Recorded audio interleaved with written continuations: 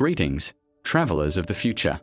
My name is Amenemhat, and by the grace of Thoth, I am a scribe. Welcome to a day in my life, here in the vibrant city of Thebes, under the watchful eye of our mighty pharaoh. The sun, Ra in his glorious bark, is just beginning to peek over the eastern hills, painting the Nile in hues of gold and rose. My day starts long before most are awake. A quick wash with water from the basin, a simple breakfast of bread and dates, and a prayer to Thoth, the Lord of Knowledge, to guide my hand and mind.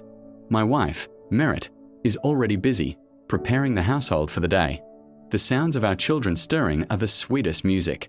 Now, it's time for work. I gather my tools, my scribe's palette with its cakes of red and black ink, a pot of water, and a bundle of fresh reeds for my pens. My most precious possession. I leave my mud brick home, bidding farewell to Merit and the children, and join the stream of people heading towards the temple complex of Karnak. The air is already buzzing with the energy of a new day, merchants haggling, farmers bringing their produce, and priests chanting their morning hymns. My office, if you can call it that, is a shaded corner within the temple's vast administrative wing. It's not grand, but it's where history is written. Literally. My colleagues are already here, their heads bowed in concentration.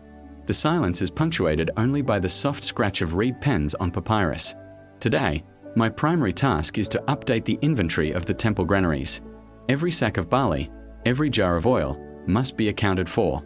It might sound tedious to you, but there is a deep satisfaction in this order, in knowing that my work helps maintain the Ma'at, the divine balance and order of our world.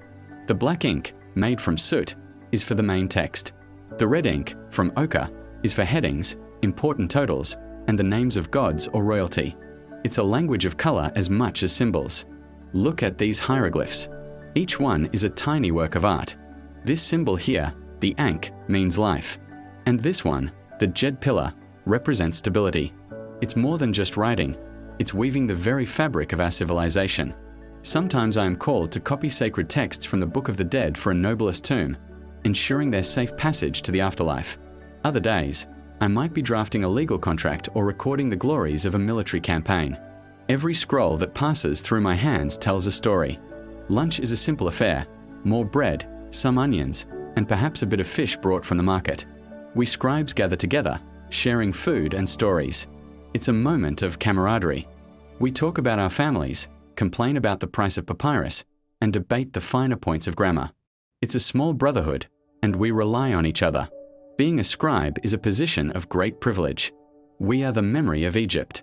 Without us, the pharaoh's decrees would be lost to the wind, the wisdom of the gods would fade, and the names of our ancestors would be forgotten. It's a heavy responsibility, but one I carry with immense pride. My father was a scribe, and his father before him.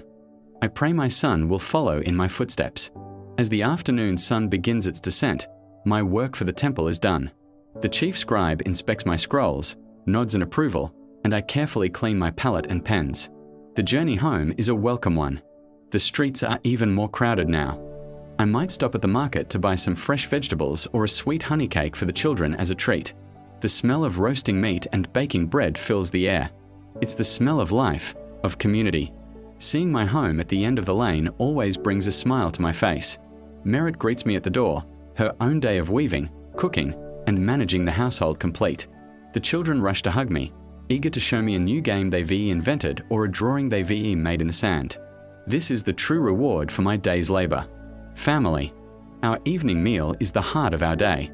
We gather around a low table as the lamps are lit, sharing a stew of lentils and vegetables, with fresh bread baked by Merit.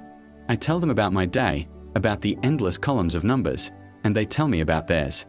My son asks me to show him how to write his name in hieroglyphs, and my heart swells with pride as I guide his small hand. My daughter sings a song she learned. In these moments, I am not just a scribe of the great temple. I am a husband and a father. As night falls and a blanket of stars covers the desert sky, a quiet peace settles over our home. The children are asleep, dreaming whatever dreams children dream. Merit and I sit outside, enjoying the cool night air, listening to the distant sounds of the city. We speak of our hopes for the future, for our children, for Egypt. My work ensures the records of our great kingdom will endure for eternity, but it is these quiet moments, these simple joys, that give my life its true meaning. The sun god Ra has completed his journey through the underworld and will rise again tomorrow. And so will I. ready to dip my pen and continue writing our story. Thank you for spending this day with me. May your own lives be filled with purpose and joy. Don't forget to follow our channel for more journeys into the past. Be well.